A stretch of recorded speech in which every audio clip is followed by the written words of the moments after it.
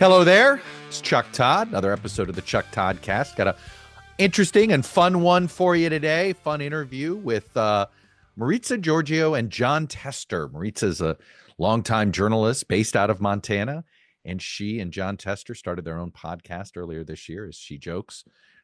They both were looking for work after the election, and both being Montanans and knowing each other for a while, they've started a fascinating new podcast that tries to, take advantage of the fact that too much of political coverage is based out of DC or New York and not enough everywhere else. Well, they're both based in Montana, different parts of Montana, as you'll learn. But it allowed for a fascinating conversation on the future of independent media, the future of the democracy, the future of the Democratic Party, given we have John Tester there. So I think you're going to enjoy the conversation. So I urge you to stick around. But look, I'm coming to you middle of the week here. Washington is beginning this weird situation over the next 72 hours. Some people call it Nerd Prom. It's White House Correspondents' Weekend. There's all sorts of people coming to town, all sorts of entities throwing parties. So one thing is for sure, gossip will be lots of gossip out there. But I'm not here to tell you about the White House Correspondents' gossip. I'll just tell you this about the dinner. The older I get, the less interested I am in the dinner. Of course, when you're young and new to Washington, you can't wait to get invited to these parties, and you're always trying to sneak in. And then, of course, you hit a certain age that literally it's like the old. I want to say it's a Groucho Marx expression. I don't know if it's his or not, but it's something like, if you're inviting me to the party, it must not be good anymore. And it's like, now that I'm invited to these things, you don't want to go. When you couldn't be invited, you couldn't wait to go. It kind of is the attitude I have. And I think we've discussed this. You guys hopefully remember the conversation Tara Palmieri and I had about this, and just sort of how this whole weekend has gotten messed up in so many ways. But it is worth noting that you're going to see, so you'll probably see a lot of one source gossip making the rounds over the next 72 hours about this or that. But I want to kick things off today with sort of a bit of a report card for Donald Trump, because the first decent poll, and let me just put this out there, decent poll, meaning for me, it means it's a poll that I'm going to care about the crosstabs and care about. The Pew Research Center brought out they're the first one out of the gates, at least the first legitimate pollster out of the gates with a 100-day check-in. Yes, we're not quite at 100 days, but they're essentially there. It's coming up, and this will be the first of a lot of polls. The big headline is that Donald Trump's already dropped from at the start of his presidency. They had him at 47%. He's now sitting at 40%. So that's a pretty low approval. It's a lower approval rating than any president at this point in time in their term since they've been polling. Bill Clinton was close to being this low. He had a really rough start. He's one of those. His approval rating got better as his first term went along, and got stronger going into the second term until he ran into a personal scandal. The only person that he's rivaling right now, Donald Trump, that is, with a low first 100 days approval rating, is himself. Essentially, in 2017, he sat there and had a lower. A few things about the crosstabs, what you see in this poll. I'm not surprised by the 40. I think I predicted that I don't expect him to get north of 45 for the rest of his term, barring some unforeseen event that gets people to rally around him. Because when you look at the crosstabs of this poll, all of the, he's still got strong support among his voters, and that's always important. But he's already lost independents, and he certainly has lost Democrats. And in fact, this is a number that I find fascinating and an important point here. Trump's job performance among those who did not vote in 2024. We know a lot of people didn't want to vote for either candidate. We heard about it from the voters. So people that self-identified as not voting in 2024. Well, in February, he had an approval rating of 44% among those voters. So a little bit below where he was, but within a reasonable, this is clear, basically polarized view. Now, among non-voters, 31%. Now, look, you may say, well, who cares about non-voters?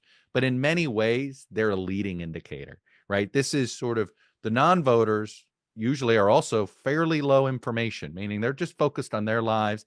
They're not paying a lot of attention to politics. So whatever is seeping into non-voters is super negative, or he wouldn't be sitting at this horrendous 31%. It tells you if he doesn't change course soon, and if the perception of the economy doesn't improve soon, he's going to look at a job approval rating that's going to be sitting in, I think I said this before, he's got a floor of about 35%. It's very hard for any president to drop below 35%. You do usually have a fairly strong base of supporters that can keep you there. But he's not in a great place. Basically, the only issue where there's high confidence in his way of doing things is immigration. And if you're just judging his immigration policy by are people coming over the border, too many people coming over the border or not, well, there are plenty of people out there that aren't going to question the methods, that their ends justify the means voters. And so they're looking at it and they say, okay, he was going to tighten up the border, and he's tightened up the border. But that's really about it. Everything else is pretty negative on this front. And it's a tough spot for him to be from. And it explains why he's trying, frankly, so desperately. He's in this trap now with his tariff plan.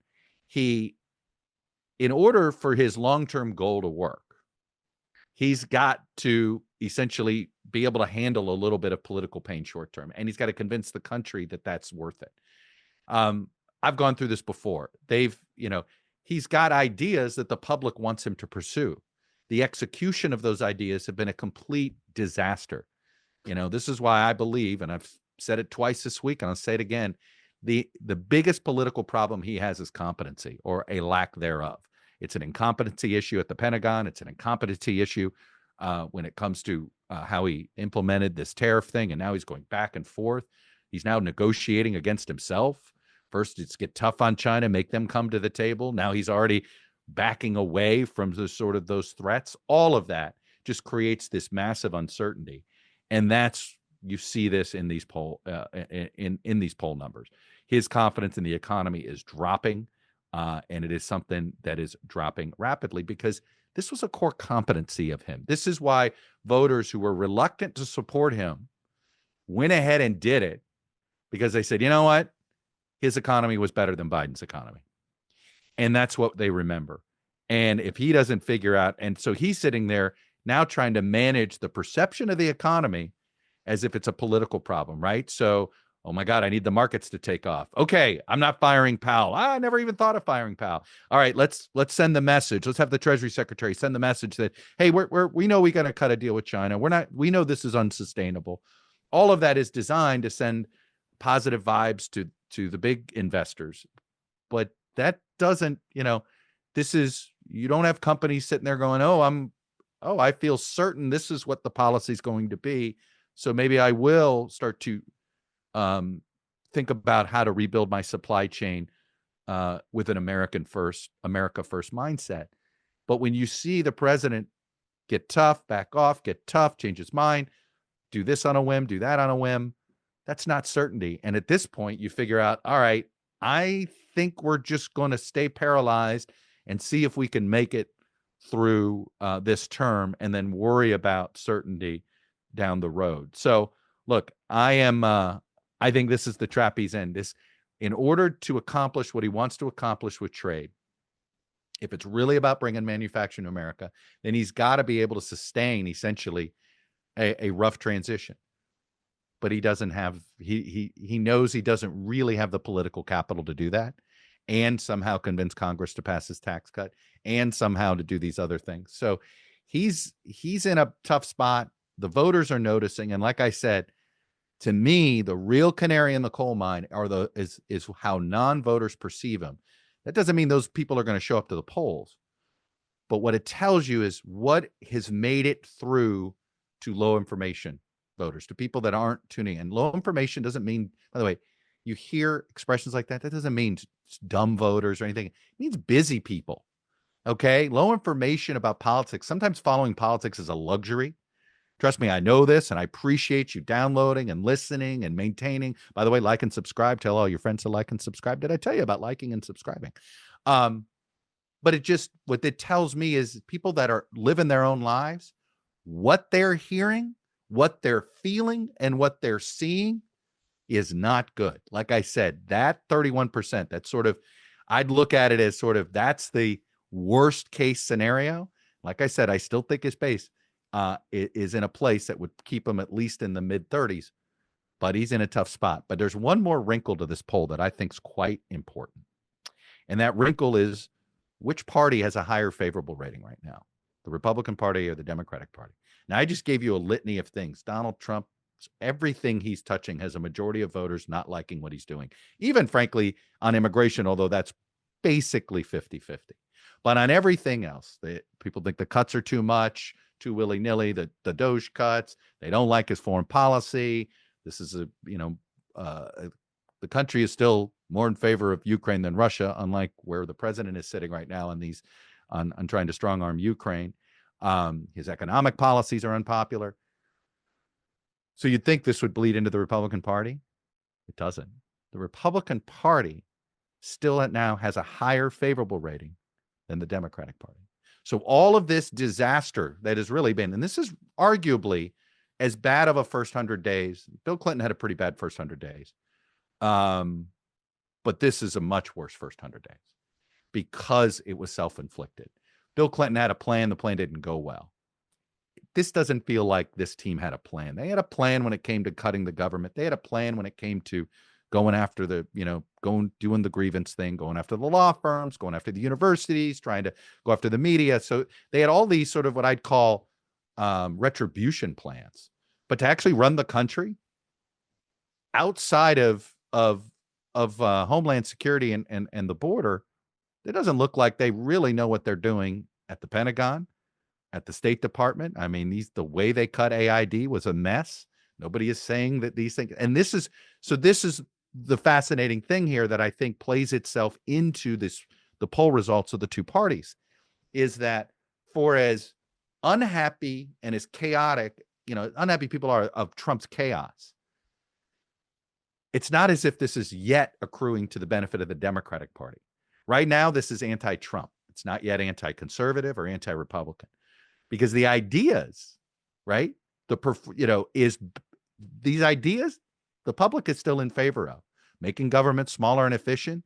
That is a goal that has majority support, but the public doesn't like the execution. When it comes to even on the due process issues, which there is large majorities of the public, by the way, even 75% of Republicans say Donald Trump should follow any sort of Supreme Court order. So that was also a fascinating finding in this poll, that everybody is almost universal agreement that if the Supreme Court makes a ruling, Donald Trump ought to follow it and better follow it, pure and simple. So look, this is a pretty bad report card for Donald Trump, but the most fascinating takeaway I had, and in fact, it looks like it could get worse for him. But so far, this is becoming a bigger problem for Donald Trump, and it's not yet accruing to the Democrats. And I think part of it is the Democrats still have an identity crisis, right? What are they for? What do they represent? Where are they in these things? It's clear that Donald Trump doesn't know how to manage the government. If you didn't get that idea in the first term, you're now getting a huge reminder here in the second term. I mean, it's fascinating to me see Ken Griffin, one of the most respected Wall Street investors that there is, who's a big Republican, very supportive, generically so, of Republican causes, and has been a on again, off again supporter of Trump. I mean, he supports Trump because he's the head of the Republican Party, and Ken Griffin doesn't want to support the Democratic Party. But the fact that he is essentially just eviscerated Trump's tariff policy and has said that this is now making companies focus more on supply chains than growth, and he's sitting there publicly warning about tarnishing, in the conversation with Mark Zandi, we talked about this, tarnishing the country's reputation to a point where even our debt is no longer considered worth investing in. There was nobody else's debt that was better to invest in than the United States of America. And if we're now creating uncertainty in that world where big sovereign funds, whether it's the Saudis or whoever, are a little bit nervous in investing in U.S. Treasury bonds, that's a big problem. Not a small one, a big one. But again, Democrats shouldn't feel really good about this poll because they need to realize A lot of voters there have a lot of concerns about the party, don't see them yet as a viable alternative. And that's something that Democrats have to work on. You know, this is a public that wants to see government get closer to the people and be more efficient. Can they promise that? This is a country that does want tighter borders. We've always been, it's interesting. I don't think America is a nativist country, but we're a bit nationalist, right? We are sort of we want it's not necessarily American first, right? But we want to be American. We want to make sure we're a little bit ahead of everybody, right? It's this weird line. So I think that in some cases that's why the ideas that Trump throws out there are ones that the public, well, all right, if he could do that, that would be good. But his inability to execute is clearly his Achilles heel. And the question is, at what point do congressional Republicans realize that Trump's taken them down, right? That this is going to drag them down and drag them down. And this is why if he continues to try to manage the stock market like a political problem, all right, let's see if I can goose the markets this way, all because he thinks he can deal with the markets as a news cycle. Well, as you learned from Mark Zandi, unless these tariff deals start coming in, and there's not one yet, right? There is, I guess, a concept of a memo of understanding with India. There's a concept of an idea of a plan with Japan, but he needs some points on the board, and he needs points on the board quickly. Ironically, the market's desperate for it. If he can show that he actually knows how to make one of these trade deals, I do think the markets will reward him. But these are hard and complicated, and these tariffs aren't going to go away until these deals are done. And that's what's going to, I think that's what's going to impact his political ratings even further. It is interesting to me that the Walmart and Target folks, when they met with the president, used the visual of empty shelves by July. If this trade war with China doesn't de-escalate. One thing about Donald Trump is he understands visuals. He knows this is a guy who is essentially has tried to turn perceptions into reality. So he understands how quickly perceptions can become reality. He is somebody that tries to create false realities. So when you have somebody who's that good at that, they're aware of how powerful empty shelves. You know who has empty shelves? Russia, right? Communist countries, Cuba, North Korea. If America has empty shelves, that's a terrible look. One more thing before I get to the interview with John Tester and his podcast partner in crime, Maritsa Georgiou. A little thing about what's going on with Ukraine, and we'll see. Look, I'm time-stamping this Wednesday evening. You never know what's going to happen by the time you hear this 12 hours later when this video podcast and audio podcast drops. But it's, I know we've said this before, but the idea that the United States of America is essentially taking Russia's asks and making them our asks and strong-arming Ukraine here is just, it's whiplash. It's really hard to fully wrap your head around that the United States of America's government is essentially pro-Russia right now on this. It's funny how the negotiations are going. So one of the sticking points, obviously a big one, is giving up sovereignty, right? And so it's in the idea that Ukraine would have to recognize Russia's sovereignty over Crimea. Well, apparently Donald Trump has said, no. Ukraine doesn't have to recognize Russia's sovereignty over Crimea. It's just the United States that plans to do it. And as if that somehow that technicality is supposed to be reassuring to the Ukrainians. Don't worry, you don't have to recognize that Crimea belongs to Russia. Just we will. And the Europeans don't have to do this. Just we will. It's a weird thing to draw a line on, and it's a weird distinction. Because unfortunately, or fortunately, however you want to look at it, once the United States does recognize some countries hold on land, other countries usually follow suit. Now, it didn't work with Gulf of America, right? I think the only entity in the world that's going to call it Gulf of America are essentially Ron DeSantis and Donald Trump. But if we're the ones recognizing Russia's hold on Crimea, a lot of other countries will likely do that too. So I'm going to pause right here. By the way, I got a special treat for you this week. We're going to have an extra pod this week. So this is not the last you will hear from me this week. We got something more coming later in the week. And you think, well, today's Thursday. What does that mean? That's right. We're going to have a Friday special. So be on the lookout for that. Let me sneak in a break. Enjoy my conversation with John Tester and Maritsa Georgiou.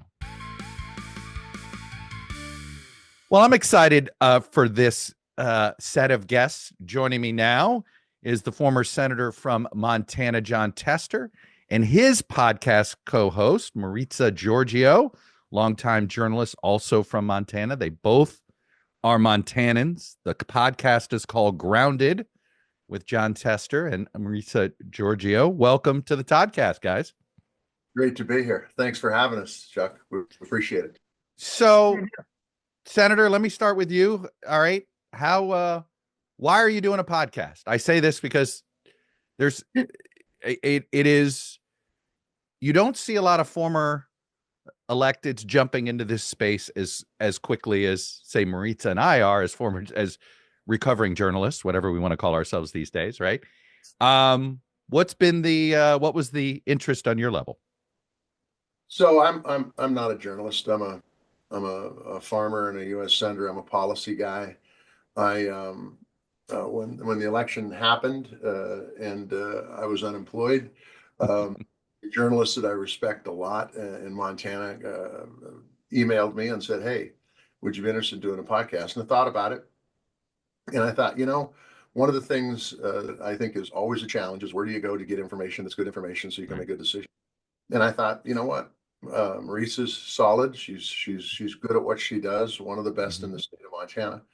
And why not? Let's give it a go. And if it, it's one of these things that if it bombs, it bombs, and we'll figure out something else. But if it works and it goes and it's valuable and people think it's a good source of information and we can get good people on, it's worthwhile to do. So that's pretty much why we did it. Besides that, it's turned out to be a lot of fun, and had an opportunity to actually deliver some information, get some opinions from folks that we trust, and it's been solid. It's been good. It's been fun. Maritsa, what do you like best about it? Right. I mean, I've got, the way I evangelize on it is I just was done with the 5 to 10 minute interview. And, look, John and I have done plenty of those 5 to 10 minute interviews before, and it's one topic if you're lucky, or then there's always hey, I got to ask this question because it's in the news. Maybe he'll make news and Chuck Schumer will be pissed off or whatever it is. Right. Like I know what I enjoy now is the longer conversation where you can have a little bit of that fun, but at the same time, get some context. What's been the most rewarding part of it for you so far? And I don't have somebody in my ear saying, no, cut. We don't have time. And I'll say one more. Ask anybody who's ever worked with me, whether it's, on my former show when we were doing live interviews or out in the field. I'm always trying to, stretch the interview longer because I always have more questions asked. And John will see this, when we're going through, and I'll send him a list of all my questions. And I think I probably get about, I don't know, a fifth of the questions I always want to ask. But I think you're absolutely right. Especially right now, so many people consume news by just reading headlines or blurbs, and they don't actually fully understand things like the context of things and why it matters and the history of it. And so to be able to have guests on and actually dig in, and there's no time limit, and we can say go as long as you want. And if it's long or goes a little bit longer. That's why God made editors. Yeah, we can cut it down. Right. But my goodness, we had an interview, I guess it was earlier this week. It feels like a few weeks ago, but with this, economist from the University of Michigan, Justin Wolfers, who also goes by Fed Lasso sometimes. And he was fabulous. That's funny. Fed Lasso. Look, as a dad over 50, I like a good dad pun. Yes. Which is hence the ToddCast. So anyway, I'm all for Fed Lasso. I'm in. Fed Lasso was so entertaining, and I've had more feedback. The two I've had the most feedback on are Fed Lasso and Sam Donaldson, because we actually got into stuff with them. And Sam Donaldson, also a rancher. Also, right? yeah, New Yeah, Mexico. That's that's right. right. So, we're able to actually get in and have conversations that matter. And if two people write me and say, Mhm. "Wow, I learned so much," or if my best friend calls me and says, "I had never heard anybody do that," and she consumes, more news than I do, Yeah. that feels great because it feels like we're actually doing a service and helping people and not just sitting here.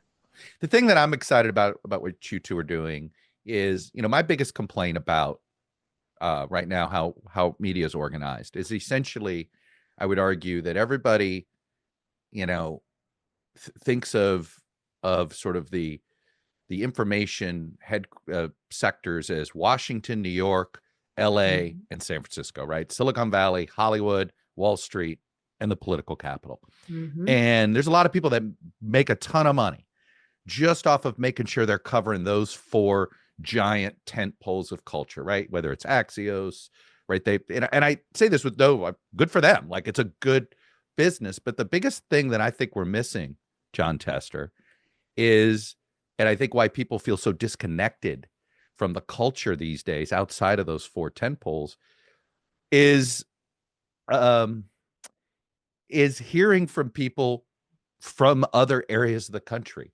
We don't have enough geographic diversity in the information ecosystem, and it's I'm very hopeful having two Montanans here to help talk to the rest of America. I mean, I'm not trying to butter you up here, but I assume that's something you probably hear complaints about all the time from your friends and neighbors.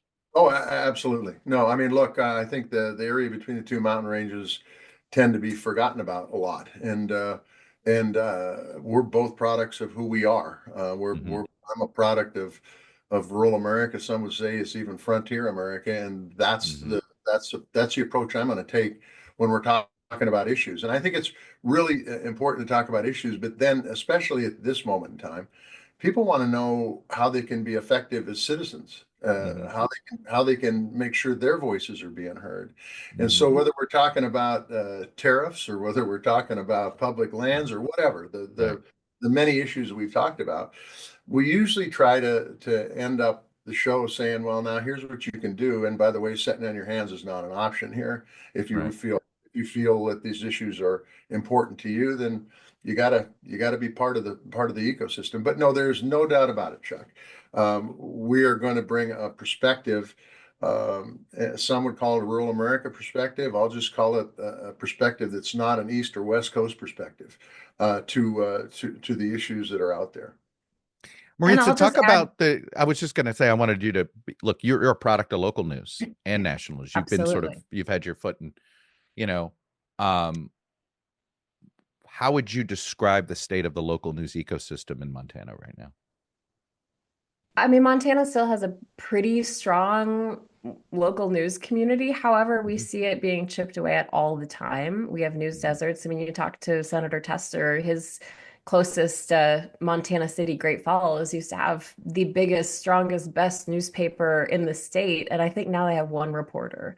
And Yeah. so it's, I know you've talked about this a lot in these news deserts. That's a really huge issue when we talk about our country and where we are at and Mhm. the breaking down of just basic knowledge and understanding of things. Because if people don't have access to local Mhm. news and what's going on in their communities, they're getting it from either social media or, politicized radio programs that are Right. broadcast in their communities. And so I think that's led to a huge polarization in this country. But I'll also say, similar to what Senator Tester said, part of the reason we're here is that so many people in the middle felt ignored, felt like they weren't And by heard, the way, felt that's a lot of middle. a When you lot of say middle. middle, when I say Yes. middle, it's sometimes middle of the country Yep. geographically, sometimes it's middle of the ideological spectrum, right? It's people that Economic class. right, Yeah. middle class, right? The middle is such a, it is, it is an intentional catch-all word for me when I Hmm. say middle. I'm always thinking, I always joke, I was born and raised in Miami, but my father grew up in Waterloo, Iowa, and I always say I was raised Iowan. He Yeah. almost insisted my savings account as a kid, the first savings account I got was at the Waterloo Savings and Loan because my father just wanted me to have this Iowa connection, even though, again, there are a lot of Todds buried in Iowa. But there are not many that still live there today. But it was Mhm. really important to my dad that I have that Midwestern grounding. So Yeah. I've always had this belief that, hey, I've got to talk to the middle, right? I've got to talk to the middle of America. I've always been very comfortable, frankly, sometimes more comfortable thinking of myself Mhm. as a Midwesterner, even though I've never been there. Um, and it used to be where all things were decided, elections, Absolutely. policy, and I don't know what happened. Well, and I grew up in Minneapolis, suburbs of Minneapolis. So I'm a Mhm. Midwesterner. I moved out to Montana 22 years ago, very similar values. And I just think so many people feel left behind. And that's part of the reason, I was laid off from Scripps News in Mhm. November, but we had a nightly national show that Mhm. originated in Missoula, Montana, the first ever. And that was really cool to people because we did bring perspectives that you didn't hear coming out of DC, New York, or LA. And so I think that it can't be ignored. John Tester, I always used to joke if that I wanted Congress to rotate where they held sessions. So, first of all, part of it would be like if you always moved Congress, then the lobbyists would always have to pick up stakes and go move with them. So maybe you could stay a half step ahead of the lobbying community.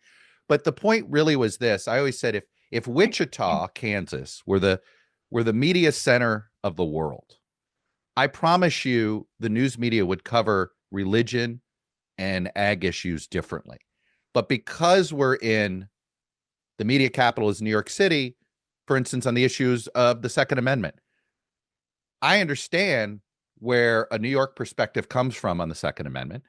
And I also have an uncle who lives in the mountains of Arkansas who will tell you 30 minutes before a first responder is going to come to his house and he's going to have to deal, he needs a firearm for a variety of reasons.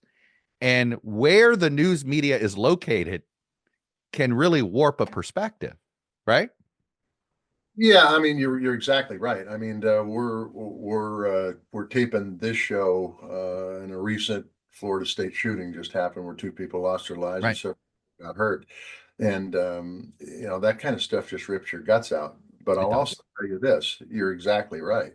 From a protect your home perspective, Mm-hmm. in rural areas, man, it takes a long time just because of distance, no other reason. The police No, are that's all it is. It's not anything else, right?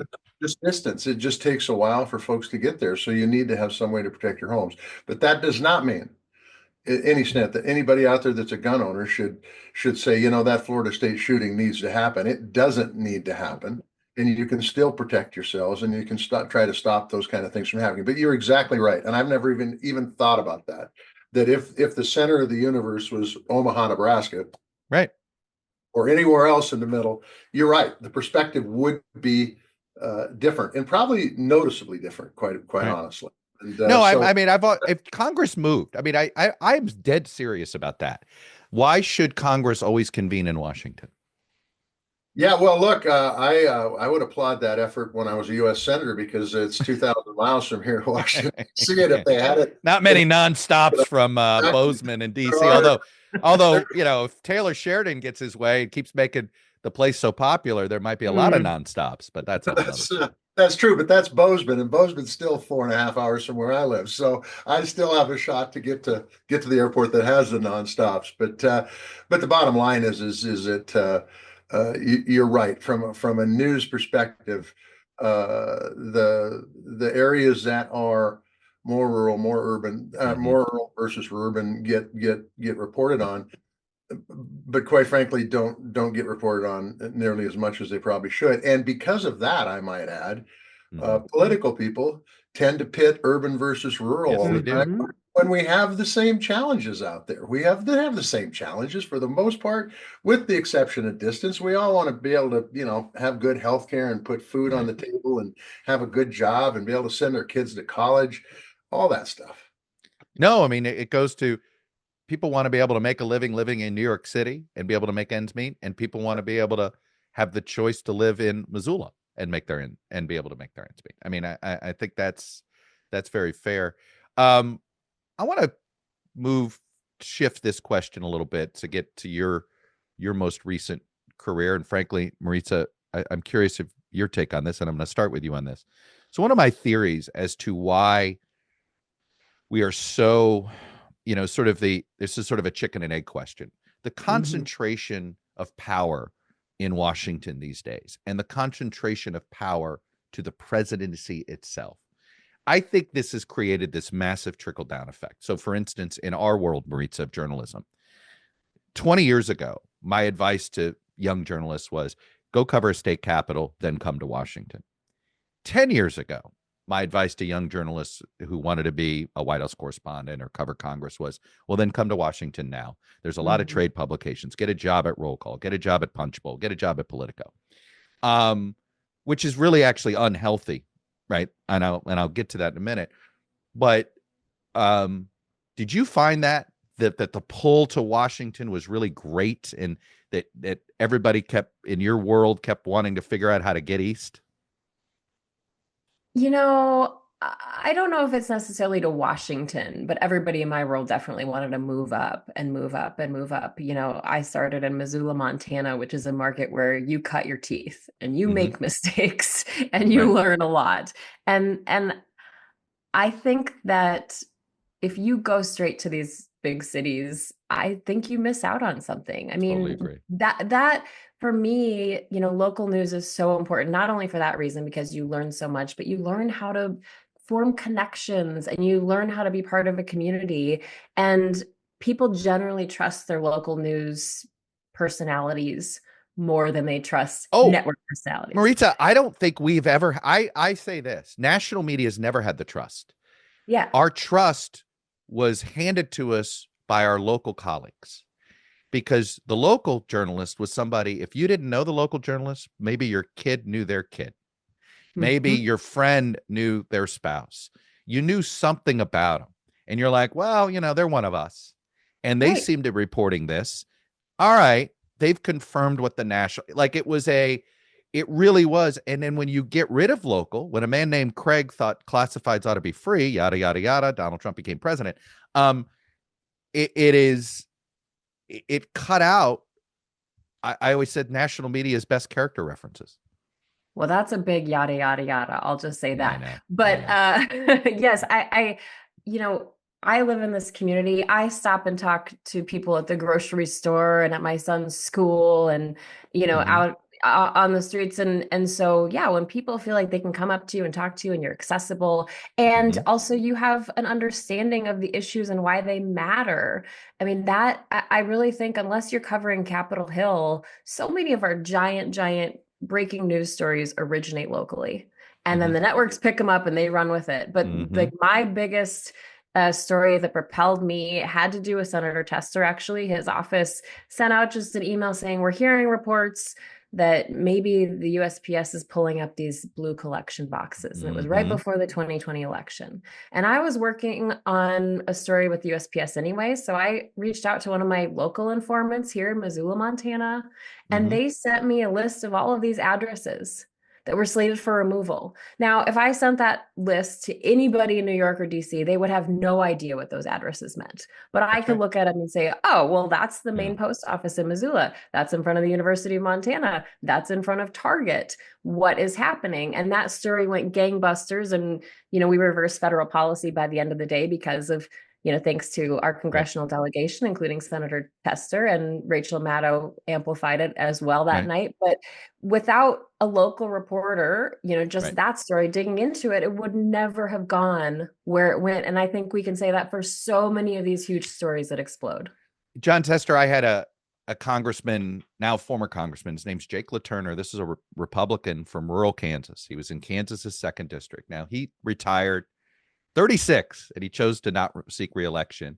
Part of it is he's a different kind of Republican. Okay. He's more of the Paul Ryan wing of the party. I guess, he came up in that version of conservatism, is not, as he said, he's not a Marjorie Taylor Greene type of Republican.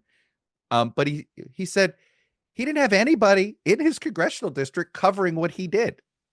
Literally, congressional trees were falling in the district, his congressional forest, and no one was there to say, all he had was just being able to email his constituents or text or whatever. He was caught, but there was nobody there to verify what he was doing. Nobody there to say, hey, explaining what Washington was doing for that district. And we sit here and wonder why people don't know what Washington does for them. And I would answer, because there's no more local journalists telling them what Washington is doing for them. Has this been your experience? Yeah.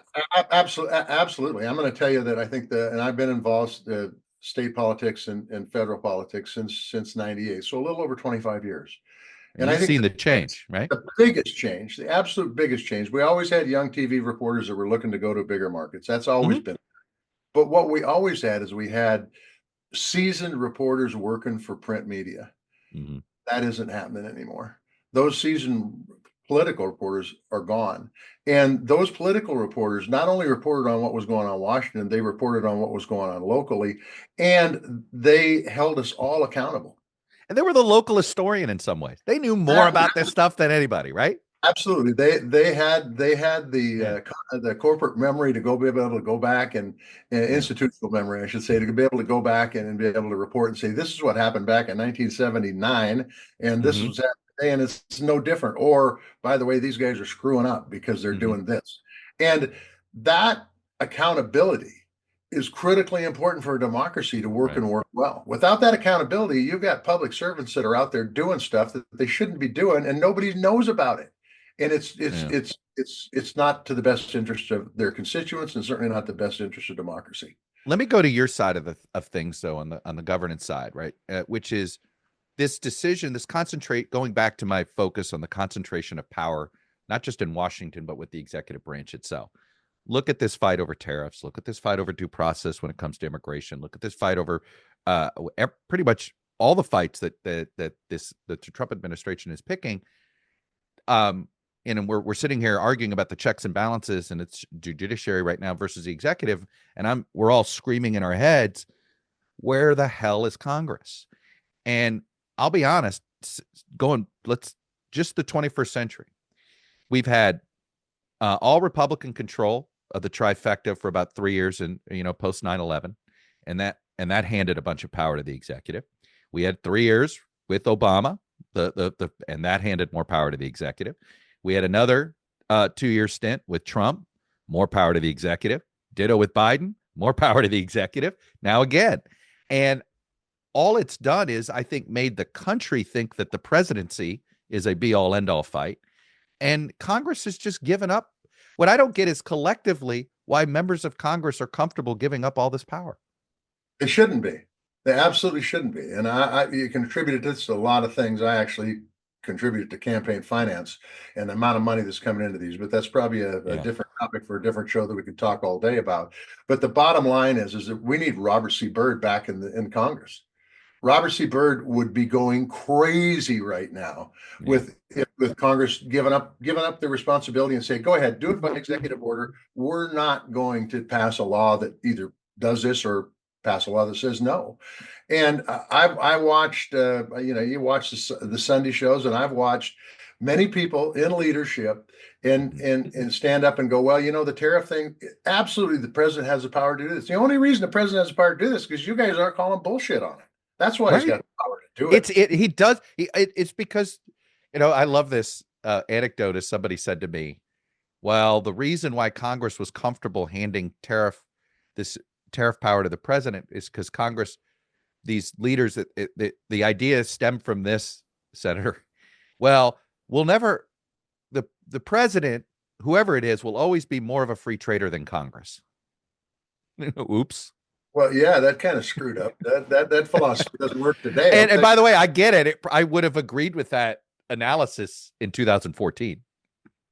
Yeah, but you know what has made this country, what I think has made this country great my entire lifetime, is that Congress hasn't just rolled over all the time, that they've actually challenged the president. They've actually had the debate on the Senate floor or the House floor, and did their jobs as the forefathers set it up. What we've seen, and it didn't happen just with the Trump presidency, as you just pointed out. It's been going on. This is a 21st century phenomenon. I'd argue. It's been going on, and the truth is that we're all more concerned, and I think it's because of campaign finance, about raising the money to run for elections rather than the job we were elected to, and that's to make sure we put in good policy that allows our kids and grandkids to be successful and keep this country a democracy. All right, I want to talk about this campaign finance thing, though, because I'll be honest, I don't know if you've or Alex Gibney is doing an episodic series now on dark money for HBO, and I'm going to be interviewing him in a future podcast. And so I was watching the first couple of episodes, and I remember there's a documentary about 5 years ago that was about dark money in Montana. Yep. And how that Montana was the rare example where there was actually a bipartisan effort to try to at least limit dark money in state races. Federal races is a different story. We'll get to that. In state races. And I'd love for you to share, because there's a culture in Montana that goes back, and I kind of think we're sort of repeating this, right? But it was the copper industry, and it's Copper the turn of the King. century, right? 19th to 20th century, that really, and we may be having a repeat right now with the broligarchs, as we're dealing with now. But what about that era seemed to cement skepticism of money in politics more so in a Montana, frankly, than any other rural state? So to go back just a little bit, as you've already pointed out, Montana was the state that mined the copper that wired this country. Yeah. And 100 years ago, a little over 100 years ago now, those dudes had a lot of money, the Copper Right. Kings. They had a lot of money, and they ran they ran this state, quite honestly. It wasn't the Aggies, it wasn't the cattle guys, it Right. was the copper guys. And it came down to a point where when legislatures picked the senator, they went in with a bag of cash, literally went in with a bag of cash and said, here, vote for this dude, you get this money. And they did it, and they got it accomplished. That resulted in the people going, this is baloney. We're going to make sure this doesn't happen again. And they passed voter initiatives to stop it, and had some of the best campaign finance because it put caps, it made everything transparent. And you guys had the toughest campaign finance laws in the country for a long time. Because it was being abused over 100 years ago. Yeah. That's why people said this isn't how it should work. My voice isn't being heard anymore. Yeah. It's just the rich dudes' voice is being heard. And it happened, and it worked. And it worked well until Citizens United and McCutcheon and all those court decisions came down to court that the Supreme Court did, that I argue may be some of the worst that they've ever done. And it's resulted in Vallejo before that in 1976, where they said money equals speech, when in fact it might, but it also says that if you got a lot of money, your speech is a hell of a lot louder than if you don't have money.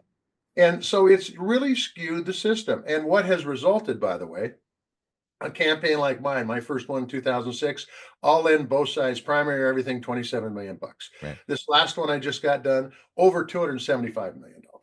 Look, and you were not short of cash either. Okay, and let's not short of cash. That's we right. We spent more than the other guy. We still lost. And not only that, I remember, look, I don't want to tell tales out of school, but there was a consultant helping you that said it would be more efficient if we just bought the radio stations.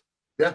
I mean, it was so upset, and I sort of like half kidded it. It was like, if it had been legal, you might have done it. Like, it was like you guys weren't going to violate the law, but it was like, that's how much money essentially both sides had available to them. They could have bought and radio still is an important aspect of communicating in Montana. In rural areas, it's a huge area. It was so much money, and this has happened actually ever since 2006. TV stations run on 2-year budget cycles. Yeah. Why? Because these races come up, and they make enough money. I walked in a station, they had a brand new set, and I said, boy, this is nice. And they said, yeah, thank you. Yeah. Oh, it is the house that John Tester built without you turning those Senate races into swing races, right? That's right. They're really unhappy that Bullock and Tester aren't around anymore. I'll tell you that, because they're. I never thought of that. I owe you a thank you. Thank you for paying me. Yeah. Well, but then losing now, we see what happened. Come on, you may need to go run again so we could pay for these podcasts there, John. Come on now. Maritsa, I'm curious. I'm going to be honest. I'm numb to money, right? As somebody who's been a political reporter and a political analyst, and I come at campaign finance issues. There's this line that Jeff Goldblum says in Jurassic Park.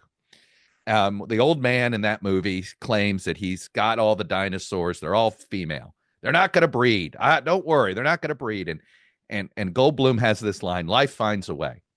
Yeah. Well, the cynic in me says, because we've passed every time Congress has tried to pass a campaign finance reform. And I think that with the various versions of it were attempts. All it did was create a process to find a loophole, right? PACs, the original PACs post Watergate, were supposed to actually be reforms, right? This was a way to sort of, okay, give everybody a little bit of a say within reason. You're giving corporations an opportunity, but it's with their employees, right? And it gets abused. McCain-Feingold, right? And instead what McCain-Feingold created was all these lawyers who figured out 501c's in, threes and fours at the time. Now, of course, it's the 501. I think it's the 501, the C4s that are the true dark money aspects. So I'm a little bit cynical. Do you think it's possible to get the public animated about campaign fund? Because I'll tell you, it's one of those issues that when you put it importance, is it a voting issue? It's not a voting issue. It's not. People aren't voting on this issue. However, and I'm curious what it would take to get people to vote on the issue. I have heard people, though, I did a whole thing with school lunch debt. And you think about all the kids who are being shamed or punished or denied lunch at school because they can't afford to pay their school lunch debt, right? And then you talk about the kind of money that Senator Tester's raised. And when you start to compare that and those two things with people, they do get mad. Like, think of everything that money could do for this country. Actually do things instead of just putting it toward people who say and promise they were going to do these things. And I also think in a state like Montana, like John said, you walk into a TV station and they have a brand new set. You can see that. You come to Montana during an election cycle, the kids on the playground at my son's school literally were calling each other shady sheehies because that's how much the ads played. I mean, it was just, we can't escape it. You can't escape it. And so I think if you say, hey, you're sick of those ads, because people do, they talk about it the entire cycle. At the end of the day, sadly, I think a lot of Americans care when it affects them. And I agree with that. It's always, but it's always after, right? We're angry after the fact. We can't believe you didn't stop this.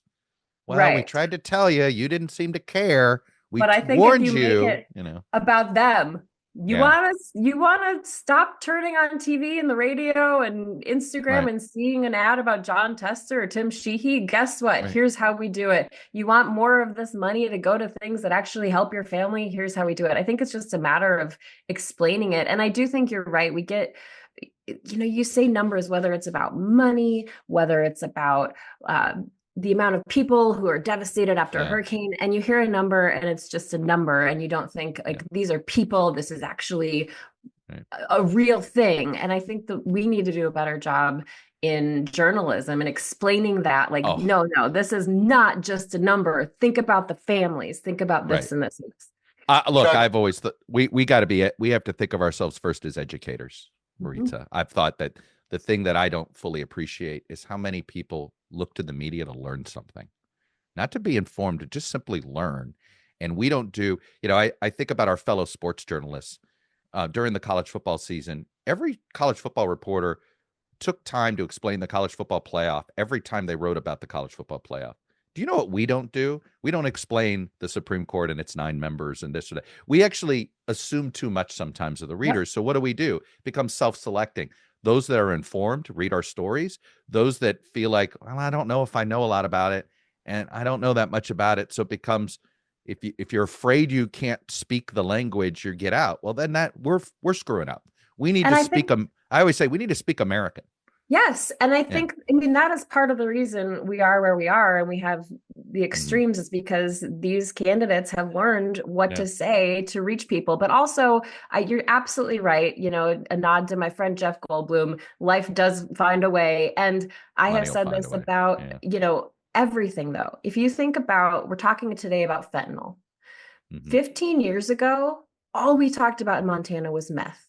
That's all we talked about. And the thing is, we can talk about the drug all day long, but if we don't talk about the addiction and what causes the addiction, people have found ways to feed their addictions since the beginning of time. So today it's fentanyl, but if we stop fentanyl, then what? I just think we need to talk more about like what's causing these things. And that brings us back to our very first question, which is you can't do that in 2-minute sound bites or news Right. clips. Sorry, John, you wanted to jump in. The other thing I want to add is that people probably don't vote on this. You're exactly right, Chuck. But I do think people are concerned about it. And not just Democrats, not just Republicans, in a very bipartisan way. I think they see the negative parts. And one of the things that we're seeing right now is we're seeing nobody doing town hall meetings. They've been told, don't do town hall meetings. What's the only time that you could really get a senator or a congressman to do a town hall meeting? During election. Now they don't even have to do it then. They just put the ads up and then they go underground and just let the ads do the talking. And it really, I think people are getting sick of it. I really do. And I think there is going to be an opportunity, if handled correctly, to be able to make some, ain't going to be able to fix it all in one fell swoop, be able to make some steps in the right direction to put more transparency on this money and find out who's trying to influence your opinion on this election and why. I don't get why it is such a hard vote to be for transparency, just disclosure. Like I bet, I believe if we created the NASCAR law, right, which said, all right, anybody that writes you a check, I'm for unlimited for members of Congress, but if you write a check for every $100,000 check you take, you've got to put that name literally on your jumpsuit in every TV ad, and you got to I approve this message, and it was paid for by Maritsa Georgiou and Chuck Todd and John Tester and Mobil and ExxonMobil, and you let the chips fall where they may type of mindset. But disclosure seems to be the easiest first step, and yet I love. There's nothing more fun than when Sheldon Whitehouse gets mad. I always say, you don't want to make Sheldon mad, right? He gets so fired up on this topic, right? Dark money. Like his dark money rants are probably epic. They're some of my favorite rants because he's not wrong. Why is this so difficult in the United States Senate? It shouldn't be. I think part of it has to do with, I think, leadership on both sides of the aisle. I think this is an advantage for each one of their parties. Well, you don't want to tie your, that's always it's, but if we, and it's always, right, each side believes we'd love to do that, but they're not going to. Yeah, no, that's right. And instead, let's just do the right thing. Let's just fix it. I mean, and by the way, this, the candidates do have the caps. They are supposed to be transparency. The problem is the money, and I would say most of the money is flying through these C4s, which is total dark money. And they get to define what topics you talk about. This is what drives me crazy. You, the candidate, have limitations. Yep. But some super PAC can come in here and say, you know what, we're going to make this election about breeding rabbits. And, we're just going to put so many ads about breeding rabbits that's all anybody's going to talk about. It ain't going to be Shady Sheehy. It's going to be, rabid rabbits are running around. And that's the power of these super PACs. They can literally change the dialogue of the conversation in the campaign. So let me give you a real one that happened last election. Making the weather. Right. We're going to talk about men playing girls basketball. And I say to people, show me one example in the state of Montana where this is happening. Just one example. But no, that's what the ads on TV were about, for God's sake. So it wasn't about the national debt. It wasn't about climate change. It wasn't about what we're going to do in healthcare. It wasn't about education. None of that. It was about men playing women's sports. And by the way, it may happen somewhere in the country, but it sure and shit doesn't happen here. We'd know about it. Yeah. I have a thesis about members of Congress, John, and I'm curious if you agree with this. I used to compare, there's certain dog breeds that are really well behaved to an owner, like a lab. They'll be well behaved, but if they get around other labs, they stop, they ignore their owner and they just start bark, bark, bark. That most members of Congress, most senators individually are motivated. You may not agree with you may not agree with the ideology, but they're motivated for the right reason in their head. And then there's something about the collective that makes everybody behave stupidly. I mean, is it that simple? I mean, would you, because I always individually, frankly, seems like everybody wants to be reasonable. Collectively, it becomes unreasonable. No, am I oversimplifying? No, I don't think so. I think it's spot on. I think Might not look like it, but occasionally I'd go down to the gym and you'd find out all sorts of things that were going on in people's heads that were normal. And then you and they would say stuff that's absolutely crazy. And I think you're exactly right. That's why I say on the podcast many times, I know the people in the Senate, Yeah. and they're better people than this. They should be holding the president accountable. And I get emails that goes, "How can you say these are good people when they're not holding I get that too. I'm like, why are you so nice to them? Like, they are decent people. They're decent humans." That's right. And if you they know what's right. There's something else going on out there.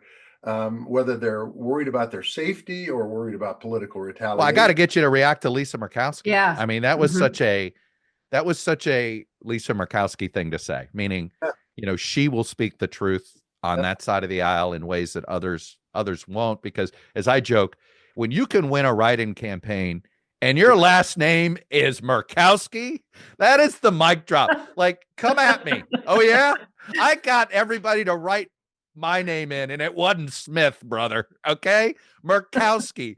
So she is a little more shielded politically, but that was chilling what she said, John. Absolutely right. And Lisa is one of my favorite people. I worked with her on the infrastructure bill. She is solid. I mean, I will tell you that trust is something that doesn't exist in Washington, D.C. The reason the infrastructure bill went is there was trust developed between the senators. We knew we weren't going to stab one another in the back. We were going to do the right things for the right reasons. That is Lisa Murkowski in a nutshell. Do I agree with her all the time? Nope, but I don't agree with my wife all the time. So that's normal, okay? Fact is, she does what she think is right. And in this particular case, you're exactly right. I would love to get her on our podcast to talk about what she's my Greta Garbo, brother. The only person I could never book on my 10 years at Meet the Press, Lisa Murkowski. Is that Lisa a fact? Murkowski? She's very wary of national media, and I get it. Like, she's in Alaska. She spends a lot of time with Alaska media. It's not that she just doesn't want to, and I get it, right? What does she get? What does she get? What does she get out of it? Yeah, she'll just get arrows from Trump. I get it. Yeah, that's true on one hand. On the other hand, maybe it will help her influence the other folks in the United States Senate to make sure the Senate acts like Robert C. Byrd thought the Senate should act and hold the executive branch accountable. I think she sees it. You could tell it by the note that she put out. And quite frankly, she's disturbed by it greatly. And I will tell you, I am too, by the way. There's barely a day that goes by that I don't think about who's gonna do the job that they were elected to do. And should just Congress go home and we'll save the $165,000 a year that we're paying these dudes, because they're not doing anything. They're not doing what they need to do that the forefathers had in mind. And instead of reading the Constitution and looking for loopholes, they ought to just read the Constitution, period, instead of carrying it around in their front pocket and bringing it out while they got the flag wrapped around them, because we're losing that right now. We're losing it right now. Right, wrong, or indifferent, what's going on in Washington, D.C., the forefathers would never recognize at this moment in time. Maritsa, a lot of times I get hey, the media needs to do X better. The media needs to do Y better. And my reaction is sort of like, well, tell me what the media is. And I'll tell you, right? Like, the fact is Joe Rogan's a part of the media. What's he doing? Right? Why is this only, when they say media, what they really mean is what you and I have done for a living, Maritsa, right? Which is quote unquote traditional media. And yet, I always look at it, it's like, if the people we're trying to talk to won't listen to us, we got to figure out how to talk. I feel like right now I'm talking to the people that want to be informed. Exactly. That's exactly right. How do you reach those people? Again, it goes back to this trust thing and having people on the ground and leaving the studio and going out to these areas, going out to Montana, going out to Iowa, going out, into Oklahoma and talking to people about what really matters, and not just talking to them, more importantly, listening to them, listening to what they're saying. I think it's just we're in a place that feels impossible for journalists, because we are taught to fact check we are taught to ask hard questions. And now we're in a place where the Associated Press, yeah, bye. You're not coming to the White House. And let me ask you this. Do you think I'm very frustrated by the lack of anger over the AP situation by the rest of the press corps? I mean, that the thing that bothers me the most is the lack of support AP's been getting from its brothers and sisters in that press room. Solidarity. And that's what it is going to take.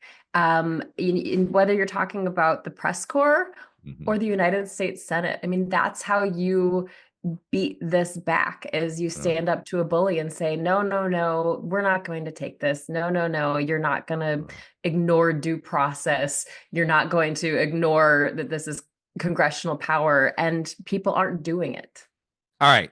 I want to use our last few minutes here to geek out on Montana's star turn in everybody's TV screens. What do you, I'm just curious. Do you hate when people like, us voyeurs of Taylor Sheridan all want to, like, I mean, I had this conversation with Bullock Tester, and Bullock's like, oh, I love he admitted, he goes, he loves going to the set. He loves being invited there. What do you make of it? Do you roll your eyes? Like, I grew up in Miami. When Miami Vice happened, I used to roll my eyes a little bit. Okay. Cause I'd be like, they're kind of glorifying parts of, they're exaggerating this, it isn't all that. I've never saw anybody dressed like Crockett or Tubbs on the Miami police force when I was trying to run from the cops back in my youth. But what do you make of the portrayal of Montana by Mr. Sheridan? Let me tell you a quick story, Chuck. Yeah. So when I was a U.S. Senator, we did a little Zoom broadcast with some folks from Viacom, which is a parent company. Yeah. And one of the people had a background of the barn with the brand on it. Yep. The Y. Yeah. And a bunch of Angus cattle in front of it. And, me being the guy who's trying to, break the ice, I said, geez, you raise Angus cattle? And they said, no, that's the background for Yellowstone. And so what I've got to tell you is that I've never watched the show. I've never watched it. I truly have never watched it. My brothers, they're much older than me, so they got nothing to do with watch television. They love it. They absolutely love the show or did love it. But as far as its images of Montana, look, it's bringing people in. It's helping with the economy. There's no doubt about that.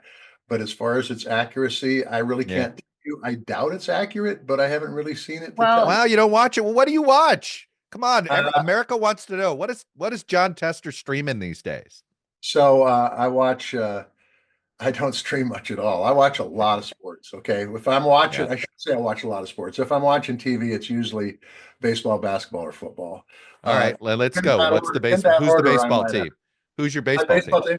So when we first moved to the farm, Wednesday night was baseball night in Canada. This was before satellites. We got Lethbridge TV, and quite frankly, the Expos or the Blue Jays were on every Wednesday night, and I got to be a fan in the days. So are you a Nats fan? Are you with me? Are you a Nats fan? So I'm a Nats fan, but I never admit it. Okay, never admit it. Wow.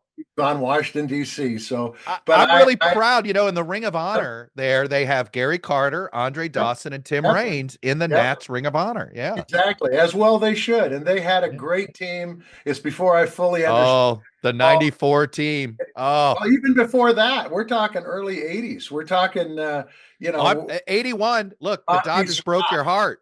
Rick Monday hits the home run. That team was loaded. Warren Cromartie, you had Dawson, Carter. Oh my God, Steve Rogers, right? Wasn't that the big pitcher? The pitcher.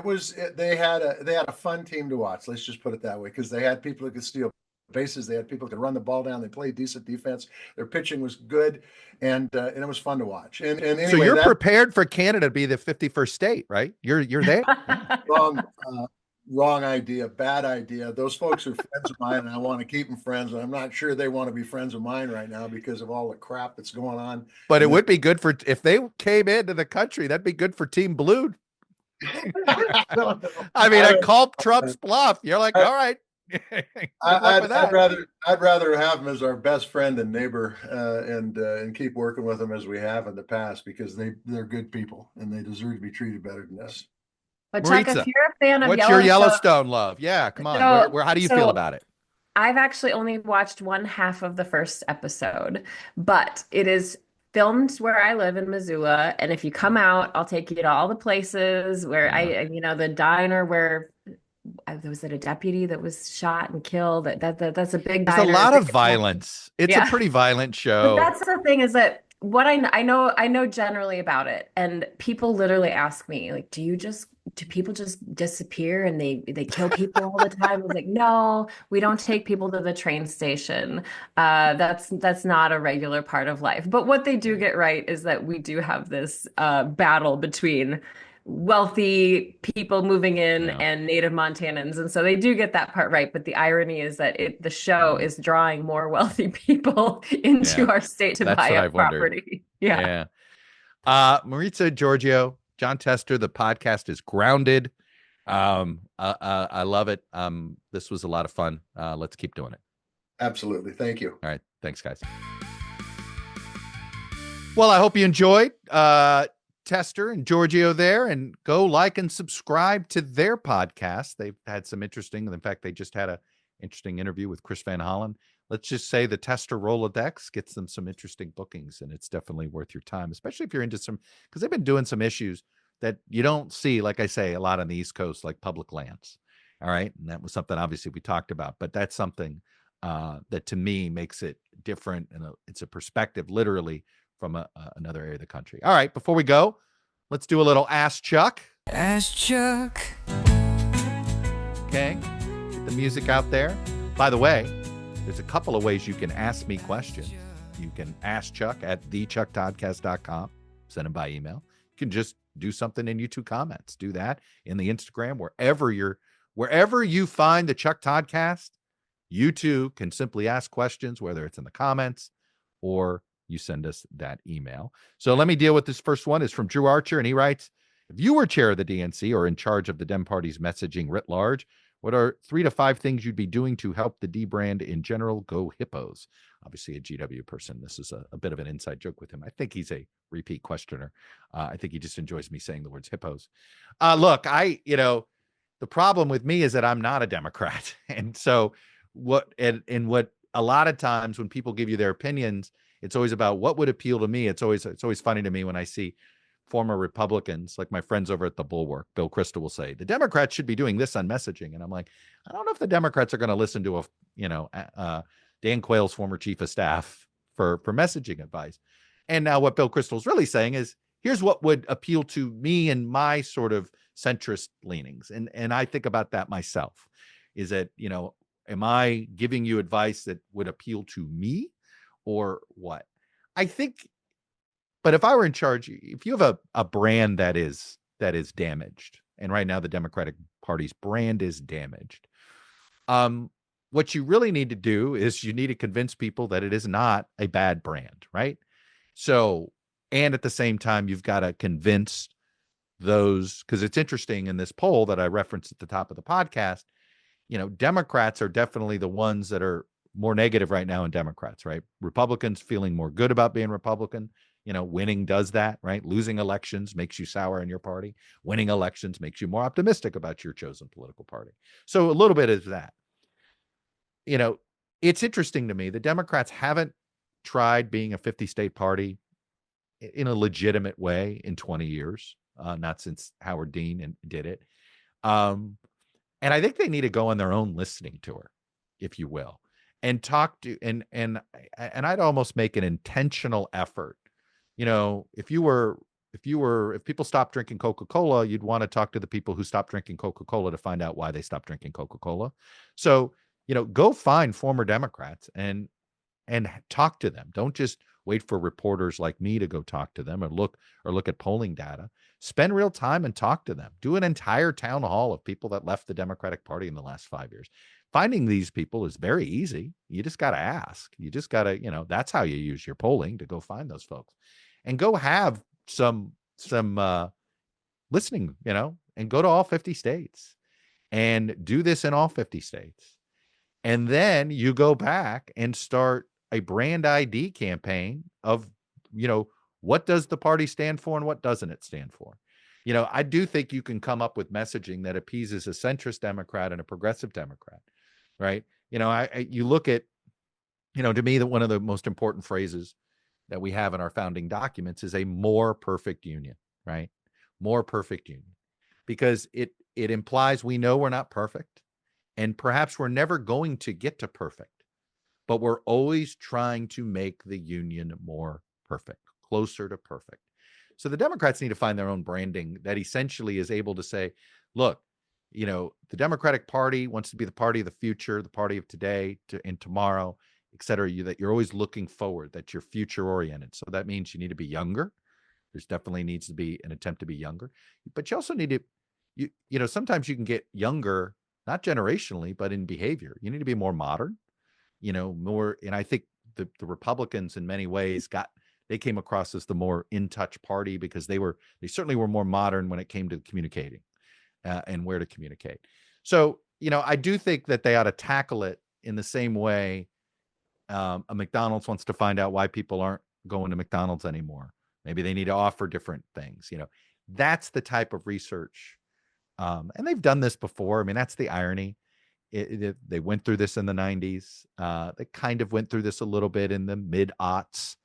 And each time it produced a successful two-term president, right? With Bill Clinton and then with Barack Obama. So, but they do need to, you have to acknowledge that you've failed. And right now our politics and our media infrastructure punishes anybody that admits failure and makes it impossible to sort of show humility without humiliation. And I think that's what keeps good people from being more honest with you. I mean, it's very frustrating to me. It's so clear elected officials, or you just look at any Democrat or Republican, most of them are, lying's a strong word, but are constantly telling you what they think you want to hear rather than being honest about the situation as it is. And it's because they don't want that honesty weaponized against them. And so when you have a media ecosystem that does that, makes it that much harder at a moment like this, right? Where I think the Republican Party needs to admit that, hey, Donald Trump needs to admit he's getting some things wrong, but he, never apologized. And I think Democrats now think they have to emulate that behavior, which I think is a huge mistake. Anyway, so I hope that helped. Ask Chuck. Next question. Tom D from Philadelphia. Go Birds. He wrote that. It ain't coming from me, damn it. And he writes this. One of the things that is frequently mentioned about the 1976 election is that if election day was 1 week later, Gerald Ford would have won that election. Similarly, I've long believed that if election day in 2016 was 1 week earlier, Hillary Clinton would have held back Donald Trump and won. Obviously, we will never know the answer. But as a big fan of your historical alternate history shows, if you go back in my archives, NBC still has them up. You can go see them. I do this in December every year, done it 3 or 4 years now. Tom would like to know what says me about both 76 and 16. Well, look, I mean, I think I know a lot about the 76 election. My first mentor in politics was a gentleman named Doug Bailey, a longtime Republican consultant, and he was co-founder of the Hotline, which was where I cut my teeth on political journalism for 15 years. Doug was the leading media consultant on that Ford campaign. Dick Cheney, by the way, was the chief of staff in the White House. And I think Jim Baker was among the chief strategists. So it was literally the Republican establishment of that era. And when you lose by a point, Doug Bailey had a couple of theories as to why they lost. Number one, when you lose by 1 percentage point, you can blame a whole bunch of folks. But it's interesting you talk about the quote 1 week later. Doug believes the most damaging thing that happened was a Gallup poll came out the weekend before Election Day that showed Ford ahead of Carter for the first time all year. And it was like this shock. Oh, wow. And he'd been creeping up. What happened was Ford started out way behind. as you might expect. You're Richard Nixon's vice president. Richard Nixon was unpopular. That Watergate was very unpopular. And Jimmy Carter's entire campaign was premised on, I will not tell a lie. And basically, I'm a much more moral, I'm going to have high character in the White House after we just had that low character incident. So he was essentially running against Nixon. Well, what Doug came up with in his ad campaign were these man on the street interviews going, what do you know about Jimmy Carter? And it was the first time these were used really effectively. Now you see them all the time, but this was groundbreaking at the time. It was just quote unquote man and women on the street interviews. What do you know about Jimmy Carter? And it was more like, do you think he can handle the job? It was playing to the idea that people didn't know a lot about Carter. They just knew who he wasn't. Right? They knew the top lines, but they didn't know a lot about, can he handle the Cold War? Can he do this? And the whole idea was Gerald Ford, he's a man that's been tested. He can handle the big problems. He's been doing the job. He kept the country, afloat after that horrible scandal with Watergate. So they were trying to raise questions. And this ad campaign was working. It was raising doubt. It was sort of bringing independents and Republicans home for Ford. And that poll comes out on, I think it was a Saturday night, shows Ford ahead by a point. Doug went to his grave. He is now deceased, believing that had that poll showed Carter up by a point and not Ford as a point, that Ford ends up winning, because he thinks that the minute voters realized Ford could win, it was like, oh, whoa. We just didn't want Carter to get a mandate. We were not wanting to reward Ford with another term like that. We still need to punish the Republicans for Nixon. So that was his theory. Although he will also say, when you lose by a point, there's a lot of things you can blame. And he thinks the most damaging thing in the fall campaign to Gerald Ford was Bob Dole's performance in the VP debate. It was the first ever televised VP debate in history, by the way. In that VP debate, he infamously called all of the wars of the 20th century Democrat wars. Now, he was trying to mostly saying, it was Democrats that got us involved with Vietnam. That's unpopular.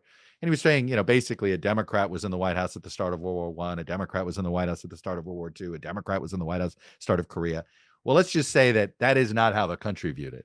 And frankly, there were a lot of military veterans who didn't see it as a Democratic war or Republican war, but certainly World War I and World War II were sort of brought to us more than war of choices. Korea and Vietnam, you can make a different calculation on that, but it blew up in Dole's face. It backfired. And so that's always something that Doug's also put to the test on that one. As for your Hillary Clinton projection, look, if that election's 10 days earlier, it's before that laptop shows up, that infamous laptop of Anthony Weiner, who at the time was married to one of Hillary Clinton's closest advisors, Huma Abedin. The laptop had more emails on it, but it turned out it was the same emails. But Jim Comey comes out, who's then head of the FBI, and implies that the investigation is back on the weekend before. Well, look, when you have that small of a margin in Michigan, Wisconsin, and Pennsylvania, it's hard not to imagine that.